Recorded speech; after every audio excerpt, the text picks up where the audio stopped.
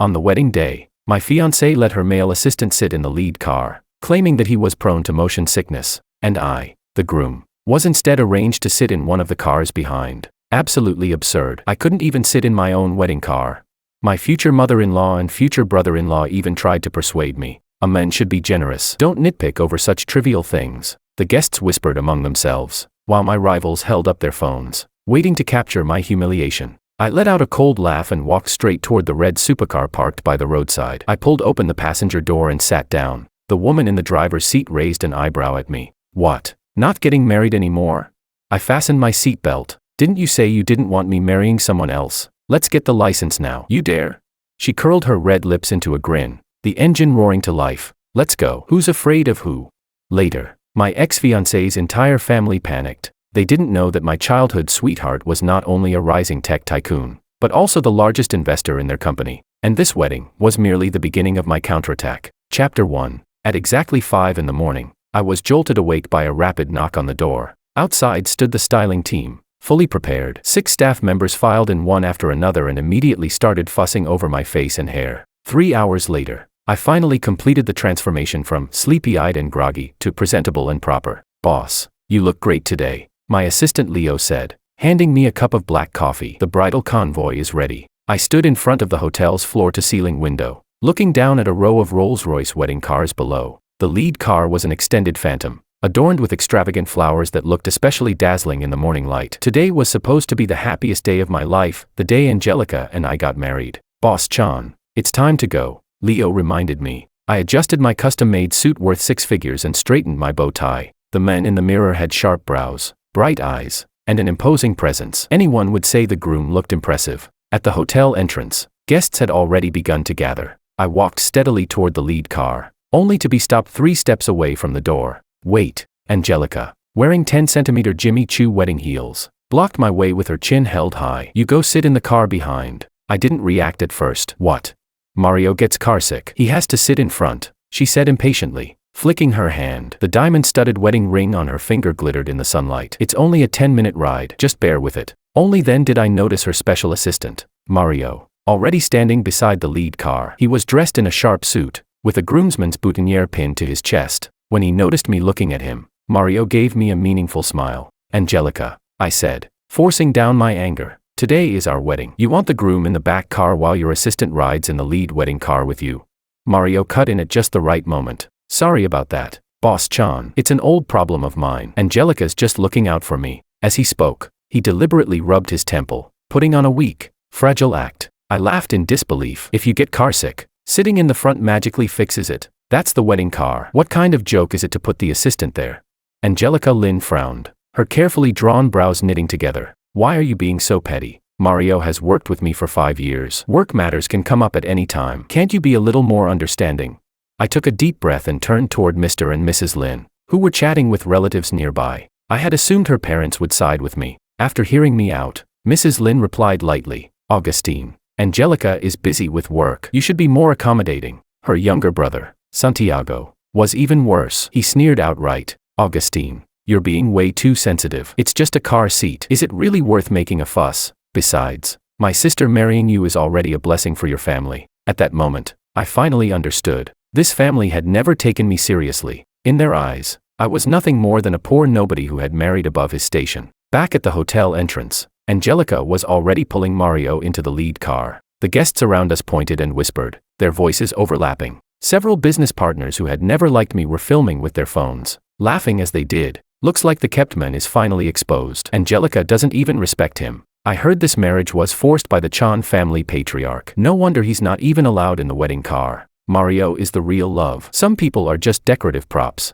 My gaze swept across the noisy crowd, until it stopped on a familiar flash of red across the street, a Ferrari SF90, its sharp lines gleaming like a gemstone under the sunlight. The fine metallic particles in its paint shimmered softly in the morning light, perfectly mirroring someone's flamboyant yet restrained personality. Chapter 2. That was Susie's car. I could almost picture her in the driver's seat right now, long fingers resting casually on the steering wheel, nails always painted the boldest, purest red. We'd known each other for so long that I could recognize her car from 300 meters away, and tell her mood just by the sound of the engine. My history with Susie dated back to the days when we were still running around in split-crotch pants. Our families were old friends. She was 3 months younger than me, yet always insisted on acting like the older sister. I still remembered when we were 6. To prove she was braver than me, she jumped off a 2-meter-high slide and ended up breaking her arm. I carried her on my back and ran halfway across the neighborhood to the hospital. She cried in pain the whole way, yet still threatened me not to tell anyone. More than 20 years was enough for 2 snot-nosed kids to grow into adults,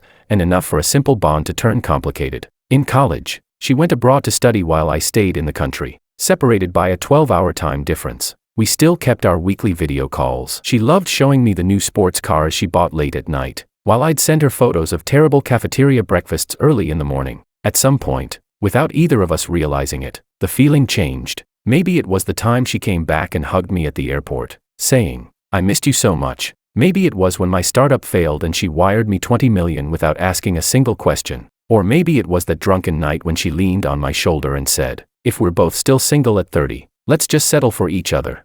But we knew each other too well. People say marriage is the grave of love. For others, it might be a joke, but for us, it was a brutal truth. I was afraid of losing her, so I chose to maintain the status quo. When my grandfather fell seriously ill and said his last wish was to see me married, the first person I thought of was actually Susie. "Susie, how about we stop right there?" She was painting her nails at the time. Didn't even look up. "Augustine, don't marry me out of pity." So in the end, I chose Angelica, a perfect match in status, someone my grandfather liked, and most importantly, safe. Unlike Susie, marrying Angelica wouldn't change anything. There was no decades-long emotional debt between us. When I told Susie the news, she was trying on a wedding dress for her cousin's wedding, as a bridesmaid. In the mirror, she was stunning. The pure white gown made her look like an angel. She froze for 3 seconds, then smiled. "Congratulations." But I knew she was lying. That night, she sent me a message. "You and Angelica aren't right for each other." Then came a screenshot of a plane ticket. She was flying to Switzerland the next day. She said she wouldn't attend today's wedding, but I knew she would. This stubborn, contradictory woman. And sure enough, the red Ferrari was quietly parked in a corner across the street. Under everyone's astonished gaze, I strode toward the supercar. Gasps rose one after another behind me. I knocked on the Ferrari's window. The window slid down slowly, revealing Susie's exquisite, cool-toned face. Her makeup was heavier today, sharp eyeliner, lashes perfectly defined. Her red lips looked as though they'd been dipped in blood, making her skin appear even paler. Sunlight filtered through the leaves, casting mottled shadows across her face. Only her eyes betrayed her. She didn't look well, like she'd been crying. "What?" She raised an eyebrow at me. "Not riding your wedding car and coming over to mine instead?" I pulled open the door and sat in the passenger seat. The familiar scent of her perfume enveloped me. She'd been using it for 10 years, the top notes lemon, the base notes sandalwood. Even the seat was adjusted to the position from the last time I rode in her car. "Didn't you say you'd liked me for years?" I fastened my seatbelt and turned to look at her. "Let's go get our marriage license now. You dare?"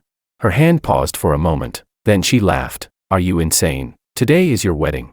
Her tone was light, but I knew she was nervous. Her earlobes had turned red, her telltale sign when she lied. I briefly explained what had happened with the wedding cars. When I mentioned Angelica letting Mario, her assistant, sit in the lead car, Susie's brows knitted tighter and tighter. After I finished, she stayed silent for a long time. "I told you before," she finally said softly, almost like a sigh. "Angelica isn't right for you. Forget that." I reached out and grabbed the hand she had resting on the gearshift. It was ice cold. "Right now, let's get married. Do you dare?"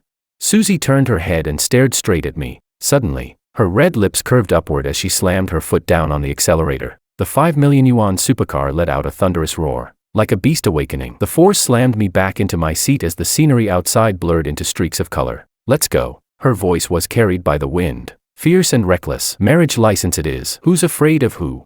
In the rearview mirror, I saw Angelica lifting her wedding dress and chasing after us, while Mario stood there, completely stunned. The guests descended into chaos. Chapter 3. Susie and I sped all the way to the Civil Affairs Bureau. Early summer sunlight streamed through the glass curtain walls, spilling onto the polished marble floor that gleamed like a mirror. The entire hall was empty, with only a few staff members chatting idly. I was still wearing my suit, still had the groom's red corsage pinned to my chest. When the two of us burst in so abruptly, heads immediately turned our way. "Aren't you already getting married?" one of the staff members asked in surprise. "Why are you registering?"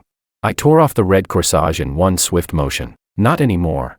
ID cards, household registration books. The staff member didn't say much else and went straight into routine mode. When Susie pulled her documents out of her clutch, I noticed her fingers were trembling slightly. "What are you staring at?" She shot me a glare, though the tips of her ears quietly turned red. The entire process went unbelievably fast. When the steel seal came down with a crisp click on the marriage certificate, Susie and I both froze for a moment. The staff member handed us 2 little red booklets and smiled. "Congratulations to you both." Stepping out of the Civil Affairs Bureau, the early summer breeze brushed against my face, carrying the sweet scent of blooming locust flowers. Susie lowered her head, staring at the marriage certificate. Her eyelashes cast soft shadows under the sunlight. Suddenly, she reached out and took my hand, our fingers interlocking. "Where to?" She tilted her face up, a teasing curve at the corner of her lips. "Want to book a room?"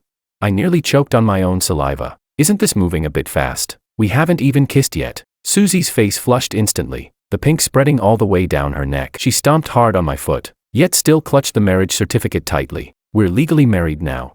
Her voice was fierce, but her eyes kept darting away. Seeing her like this, my nerves suddenly vanished. "All right then, let's go." Susie fumbled for her phone, getting ready to book a hotel, her fingers flying across the screen. Watching her reddened earlobes, I suddenly thought this version of Susie was unbearably adorable. "Forget it," I said, pressing down on her hand. "Let's go home first." I took her to the villa on the outskirts of the city. I'd started preparing this place half a year ago, personally overseeing every single detail. Susie stood in the entryway, eyes wide. It was originally meant to be a surprise for Angelica," I explained with a bitter smile. "But now that I think about it, maybe subconsciously." Before I could finish, my phone started vibrating like crazy. The name Angelica kept flashing on the screen. I answered, my voice cold. "What is it?"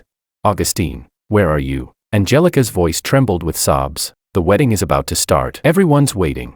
I walked over to the floor-to-ceiling window, looking out at the roses in full bloom in the garden. There was a time when Angelica truly did everything she could to pursue me, to win my grandfather's favor. She endured disgust and personally took care of the old man's filth and needs.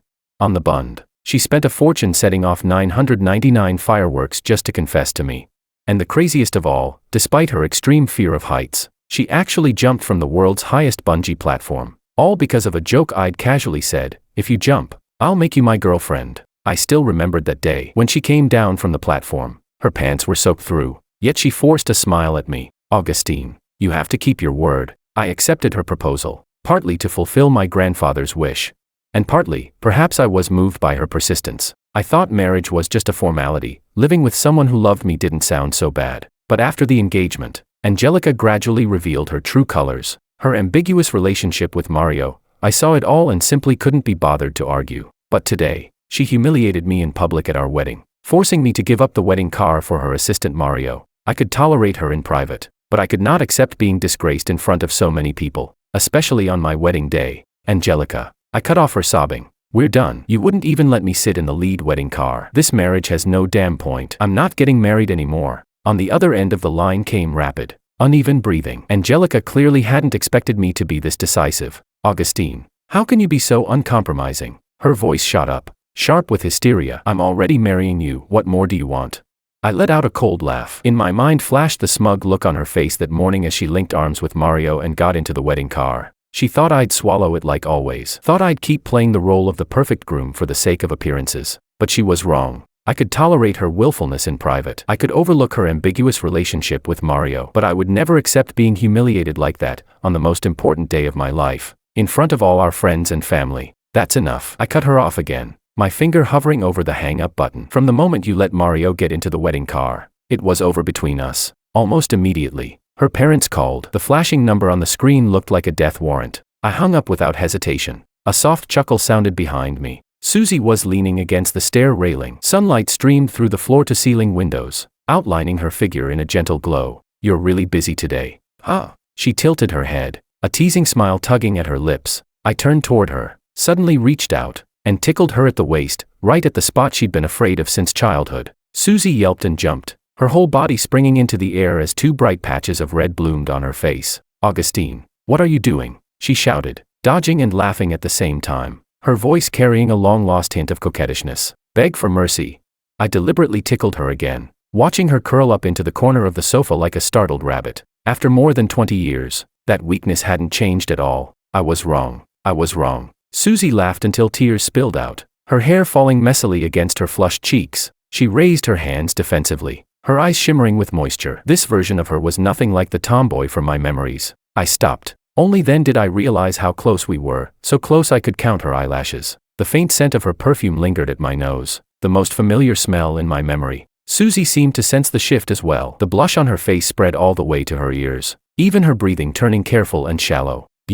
She was just about to say something when my phone vibrated again. We both looked toward the coffee table. The screen showed Angelica calling from another number. Susie's gaze dimmed slightly as she moved to stand up. I pressed her hand down, picked up the phone, and powered it off. "Now," I said softly, looking straight into her eyes, my voice unconsciously gentler. "No one can interrupt us." Susie stared at me in a daze. Sunlight refracted in her pupils, casting warm amber rings. The distance of more than 20 years between us suddenly felt within reach. Her eyelashes fluttered lightly, like a butterfly about to take flight. "Augustine," she whispered my name, the ending trembling ever so slightly. I leaned closer, close enough to catch the sweet scent of lipstick on her lips, and in that moment, I finally understood why I hadn't dared to marry her before. It wasn't that I was afraid of losing a childhood friend. It was that I was afraid I didn't deserve a love this pure. But now, everything was different. Chapter 4. Half an hour later, Susie's hair was scattered across my chest, rising and falling gently with her breathing, carrying a faint scent of shampoo.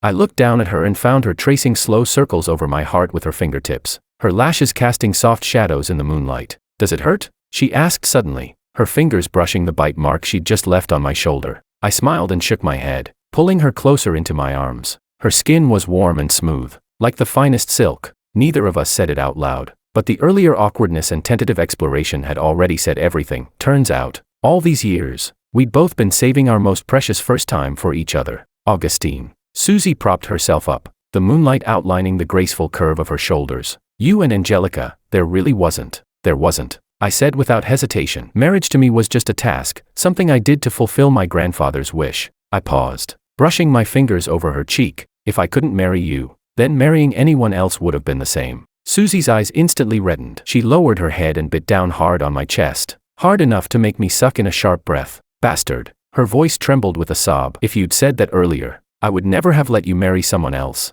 I rolled over, pinning her beneath me, and kissed away the tears at the corners of her eyes. Her tears were salty, with a hint of sweetness, like a bottle of wine that had been aged for years. "It's not too late now," I murmured against her lips. This time there was no more hesitation, no more testing the waters. We were making up for 20 lost years, our kisses fierce, almost desperate with longing. Her body fit mine perfectly, as though it had been made for me from the very beginning. When the peak of pleasure finally crashed over us, Susie cried out my name beside my ear, the sound sending a shiver straight through my heart.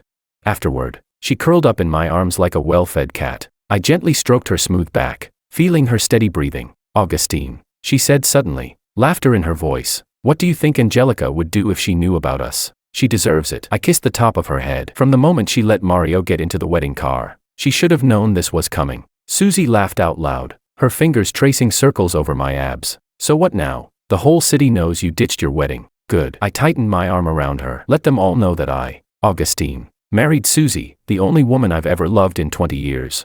By noon, Susie lay lazily sprawled across the bed, her fair back still marked with a few suggestive red traces. She stretched, and the silk sheet slipped off her shoulders, revealing a tantalizing glimpse of skin. "Augustine." She rubbed her stomach, her voice soft and playful. "Let's go eat. I'm starving." Only then did I realize that from early morning until now, we hadn't had a single drop of water. Not to mention the intense exercise earlier, it had burned as much energy as running a marathon. Right on cue, my stomach growled in protest, making Susie giggle uncontrollably. In the bathroom, warm water washed away the fatigue clinging to my body. I looked at myself in the mirror. The bite mark Susie left was still visible on my shoulder, and couldn't help smiling. That expensive wedding suit had been tossed casually into the laundry basket. Now, dressed in a simple white t-shirt and casual pants, I felt lighter than I had in a long time. "Hurry up," Susie urged from outside the door. She'd already changed, denim shorts and a camisole, showing off her long legs. She looked nothing like the tomboy from my memories.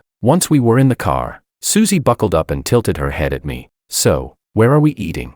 I turned the steering wheel, suddenly struck by inspiration. "June Blossom Hotel." Seeing her puzzled look, I explained. "Today was supposed to be my wedding. I booked the entire hotel, spent a fortune on it, would be a waste not to eat there." I regretted the words the moment they left my mouth. The timing was awful, but instead of getting upset, Susie froze for a second, then her eyes lit up, and a sly smile slowly spread across her face. "You really are something else," she laughed, slapping her thigh. "Let's go." Let's go. Perfect chance to see your wedding scene. She pulled out her wallet, suddenly looking very serious. I should give a cash gift. I stared at her in disbelief. A cash gift? Wouldn't that be losing even more money? But Susie mysteriously pulled out a few crumpled bills from a hidden pocket and counted them carefully. 38. Just right. Looking at the pitiful stack of change in her hand, I instantly got what she meant. 38. Isn't that basically an insult? Author's note, 38 is slang for a gossipy, nosy busybody. This crazy girl always manages to be on the same wavelength as me when it comes to things like this. The afterglow of the setting sun streamed through the car window, falling on her smiling profile, and all of a sudden I felt that perhaps it was the shared streak of madness deep in our bones that had brought us to where we are today. Things that look absurd in other people's eyes feel perfectly natural to us. Buckle up, I said as I stepped on the accelerator. The sports car let out a pleasing roar. I'm taking you to our wedding banquet. Susie burst into laughter, leaning forward and back, casually tying her long hair into a ponytail and revealing the smooth curve of her neck. Chapter 5. The crystal chandeliers of June Blossom Hotel lit up the entire ballroom, while the soft wedding march continued looping through the speakers. Susie and I blended in among the guests, watching the absurd scene unfolding on stage. Angelica stood alone beneath the floral arch. The MC was passionately spinning a lie about how the groom had been in a sudden car accident. Puffed. Susie covered her mouth and snickered into my ear. Your ex-fiancée isn't a bad actress. Look at that pitiful little expression. I nudged my sunglasses up slightly and watched Angelica fidget on stage. She kept glancing anxiously toward the entrance of the ballroom. Fingers with carefully manicured nails clenched tightly around the bouquet. Her expensive wedding gown shimmered under the lights. The MC went on, praising the groom's loyalty and devotion to love, so much so that I nearly sprayed out the champagne I'd just taken a sip of. I can't watch this anymore. I took off my sunglasses and stood up, ignoring Susie's surprised look. Wait for me here. Weaving through the clinking glasses and chatting guests, I strode straight toward the stage. The room gradually fell silent. Someone recognized me and sucked in a sharp breath. Angelica whipped her head around. Her beautifully made-up face lit up with joy, then quickly shifted to confusion as she noticed my casual outfit. I wasn't in a car accident, I said, taking the microphone from the MC. My voice echoed through the hall. I'm right here. The entire room erupted. Angelica's parents rushed over from the head table. Her mother's shrill voice pierced the air. Augustine, have you lost your mind? Do you have any idea how worried we were? Angelica lifted her skirt and ran toward me, tears welling in her eyes. I knew you wouldn't abandon me. She lowered her voice. Are we getting married or not? Stop messing around. Okay.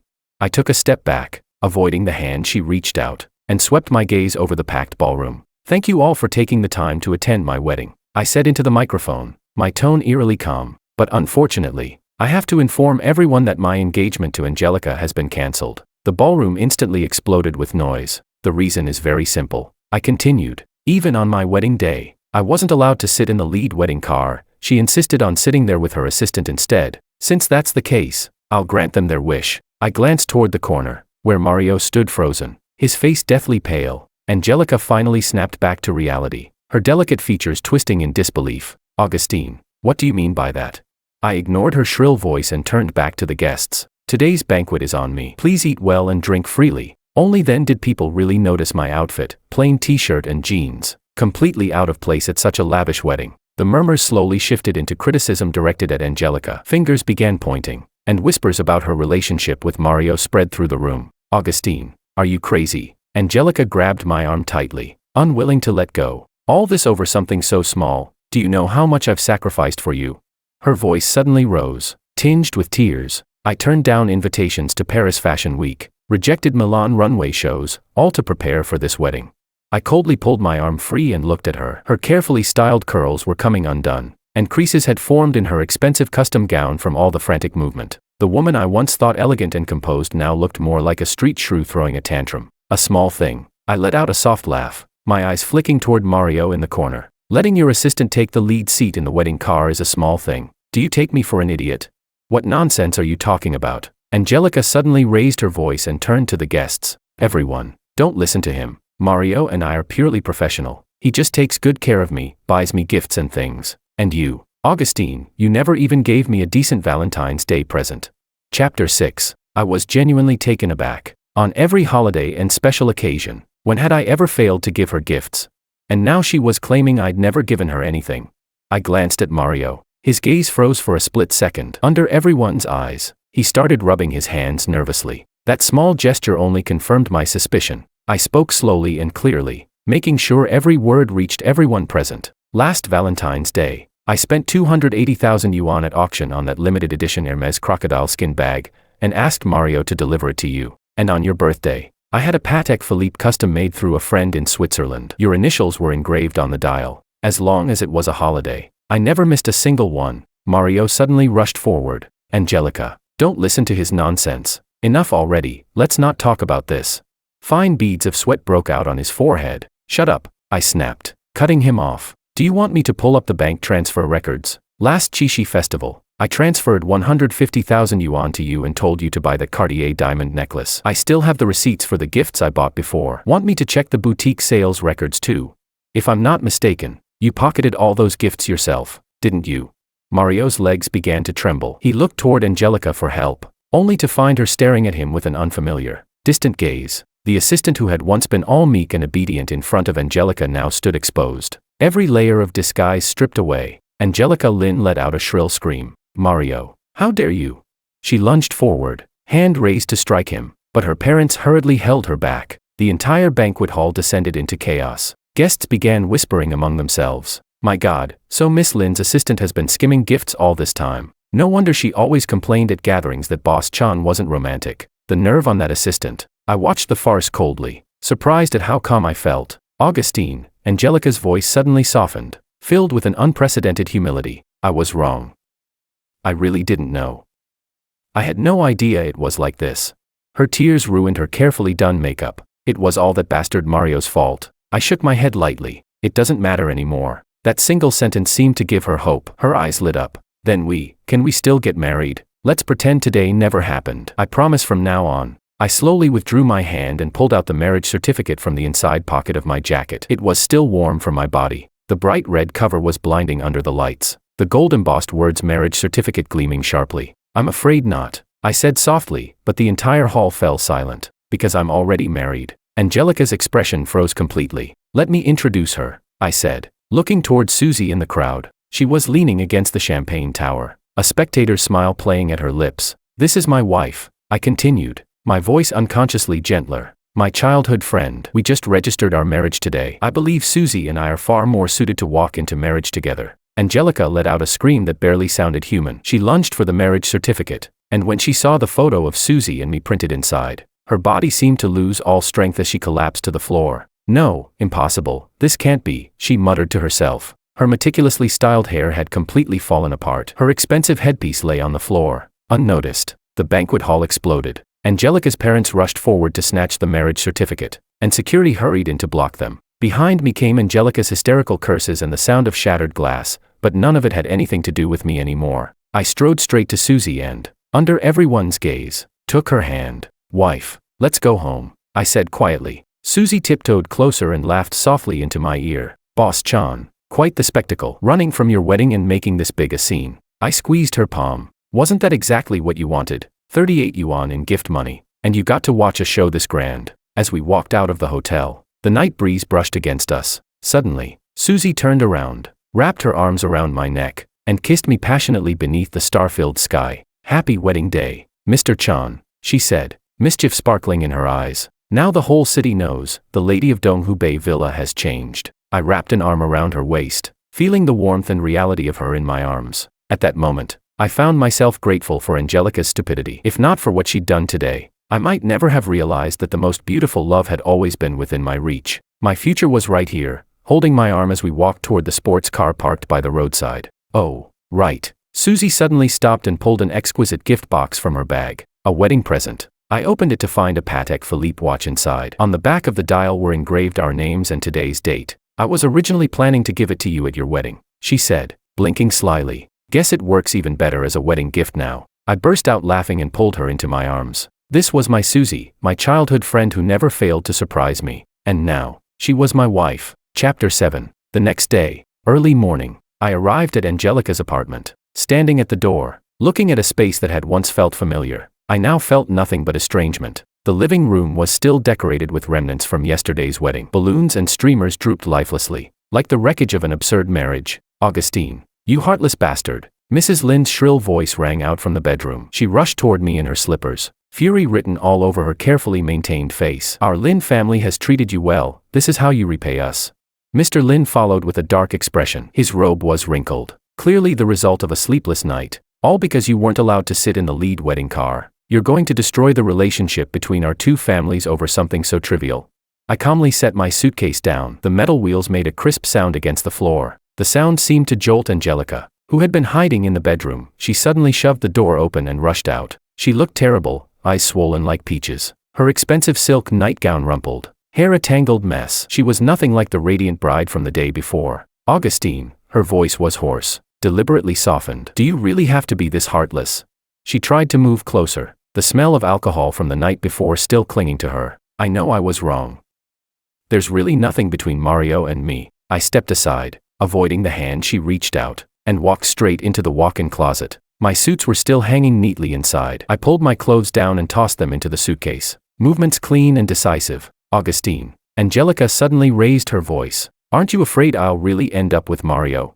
A calculating glint flashed through her eyes. "I know you still like me, otherwise you wouldn't be this angry." I stopped what I was doing and turned to look at her. In the morning light, the facade she had carefully maintained was completely shattered, leaving only resentment and panic. "Go ahead and be with Mario," I said, pulling a stack of documents from my briefcase. "But you'll probably have to wait a while." I handed the papers to her. "He's suspected of embezzling company funds. My lawyer has already filed a lawsuit." Angelica trembled as she took the documents. When she saw the amount involved, 487 million yuan, her face instantly went deathly pale. Her parents hurried over to look. Mrs. Lin let out a sharp gasp. Angelica had kept insisting that I never gave her gifts. Only now did it become clear just how much money Mario had intercepted and pocketed. "Oh, and one more thing," I continued, my tone as calm as if we were talking about the weather. "The 30 million yuan bride price. Now that the engagement is cancelled, by law it needs to be returned in full." That sentence exploded in the living room like a bomb. Mr. and Mrs. Lin froze on the spot. The documents slipped from Angelica's hands and scattered across the floor. This," Mr. Lin stammered. "Augustine, our families have known each other for so many years." Mrs. Lin suddenly lunged forward and grabbed my arm. "Augustine, that money was already used to buy a house for Xiaojia. For Auntie's sake, haven't I always treated you like my own son?" I gently pried her fingers off and took a step back, putting distance between us. "That has nothing to do with me. If I don't see the money returned within a week, expect a court summons." Angelica suddenly burst into hysterical laughter. "Augustine, you're ruthless." Her laughter was mixed with sobs. "For Susie, you won't even leave a shred of dignity for me." I didn't answer. I simply continued packing my luggage. Chapter 8. The framed photo in the study caught my attention. It was our engagement picture. Angelica was smiling sweetly in a white dress, while I stood beside her, looking more like an outsider than a groom-to-be. I took the frame down and casually tossed it into the trash. That action seemed to trigger Angelica. She rushed over, trying to grab it back. "What are you doing? That's our memory." "Memory?" I let out a cold laugh. "A memory built on lies is worth nothing." After packing the last item, I dragged my suitcase toward the door. Mr. Lin suddenly stepped in front of me. "Augustine, think this through. If you offend the Lin family, you won't have it easy in the business world." I stopped and turned to look at the three of them. In the morning light, the greed and calculation on their faces were impossible to hide. "Uncle Lin," I said calmly, "you might have forgotten, who was it that stepped in to save your company during the crisis 3 years ago? And do I need to remind you who pulled the strings behind that project your company is holding now? Since that's the case, don't blame me for not leaving any room." Mr. Lin's arrogance instantly collapsed. He staggered back 2 steps and dropped onto the sofa. The atmosphere in the apartment froze, as if even the air had stopped moving. Mr. Lin's well-maintained face flushed red, veins bulging on his forehead. He suddenly turned around and poured all his fury onto Angelica. "You useless thing." His voice was squeezed out through clenched teeth. He grabbed the crystal ashtray off the coffee table and smashed it onto the floor. The ashtray shattered across the tiles, shards flying everywhere. Mrs. Lin screamed and stumbled back. Angelica stood there in a daze, all the color draining from her face. She opened her mouth as if to explain, but her father's roar cut her off. "I spent so much effort raising you, gave you the best education, sent you abroad, just so you could end up fooling around with an assistant. Now look at this, 30 million in bride price to be returned, and that bastard Mario is facing a lawsuit. You've dragged the Lin family's name through the mud." Angelica's younger brother, Santiago, who had been hiding in his room, rushed out as well. He grabbed Angelica by the shoulders and shook her violently. "That 30 million was used to buy my wedding apartment. If it has to be returned, how am I supposed to get married? If my girlfriend's family finds out, they'll definitely call off the engagement."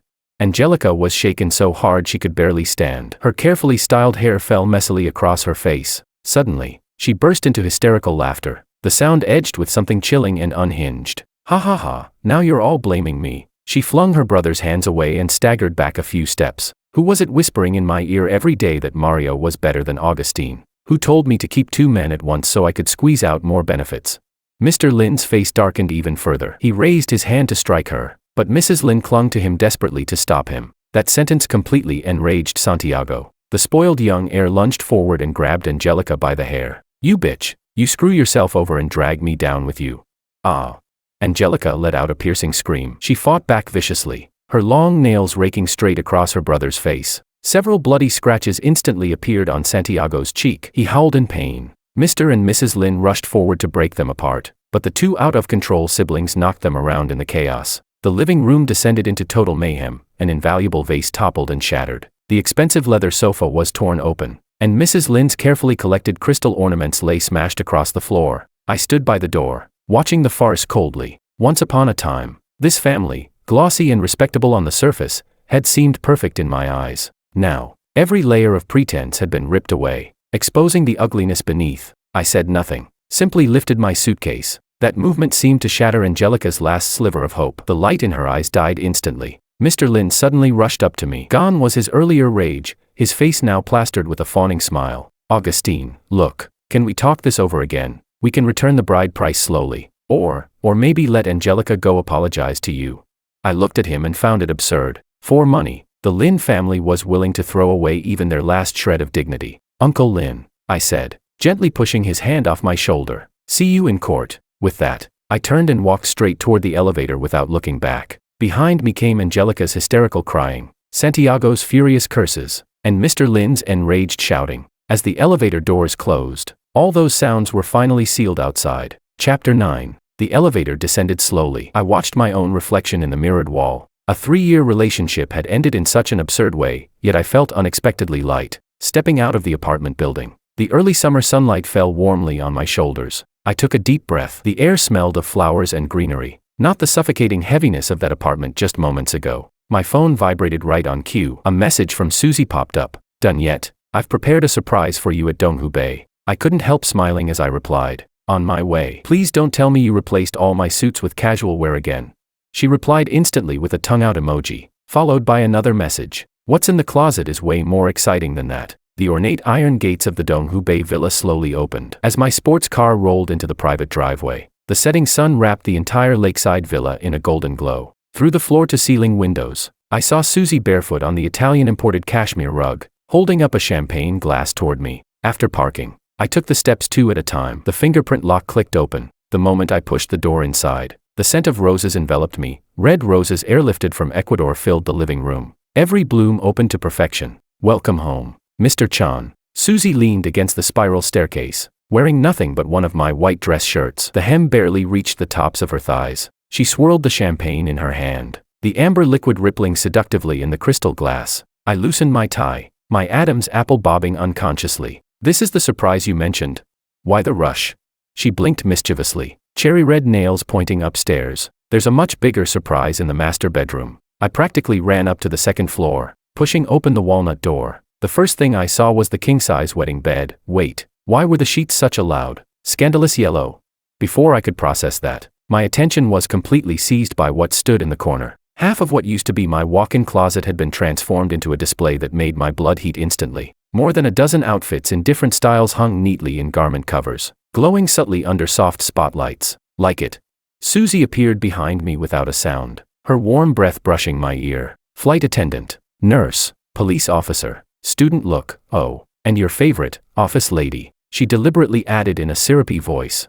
Each set comes with matching stockings. I turned and pinned her against the closet door, my fingers tracing the faint curve of her waist beneath the shirt. Susie, you're playing with fire. Oh please, don't pretend. Isn't this exactly what men like? She slipped deftly out of my arms, tugged open the cover on a flight attendant uniform, and glanced back at me. Want to try an unboxing experience? Watching her tiptoe to take the outfit, the hem of the shirt lifting in a perfect arc, my mouth suddenly went dry. This was the same childhood friend who used to run around naked with me as a kid. When did she become so dangerous? After changing, She suddenly spun around. The skirt flared in a graceful arc. Well, do I look like a professional cabin crew member?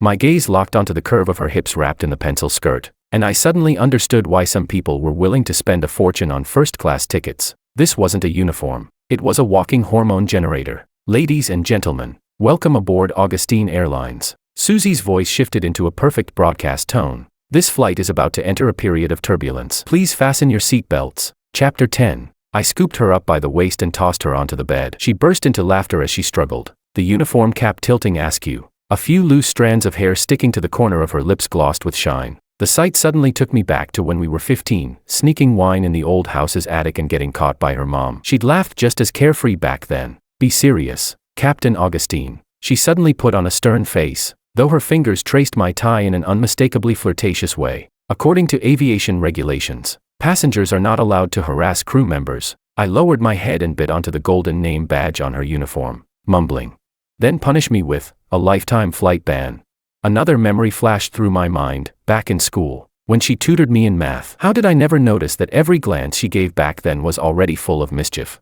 Late at night, we lay sprawled in the massage bathtub. Susie toyed with the wedding ring I'd given her and suddenly snorted with laughter. Can you imagine if Angelica knew that the supposedly abstinent, cold CEO she schemed so hard to marry was actually a uniform fetishist? I splashed a handful of water at her. And whose fault do you think that is, you little seductress?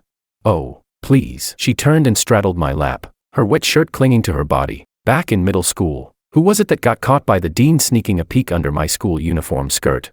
My face instantly heated up. I hurriedly changed the subject. So, what do you want to eat tomorrow? I'll cook. Oh, her eyes lit up. You're cooking personally? Then I want sweet and sour ribs, braised prawns. Watching her count dishes on her fingers, it suddenly hit me. This was probably what a perfect marriage looked like. A lover with passion, a partner in crime with perfect chemistry, and family who knew you inside and out. The phone by the bathtub suddenly vibrated. It was a long message from Angelica. I was about to swipe it away when Susie beat me to it. Wait, let me see what new act she's putting on now. Halfway through reading, her eyes widened. Wow, she's begging you to take her back.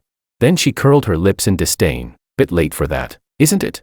I laughed, grabbed the phone back, and tossed it aside. Susie, are you jealous?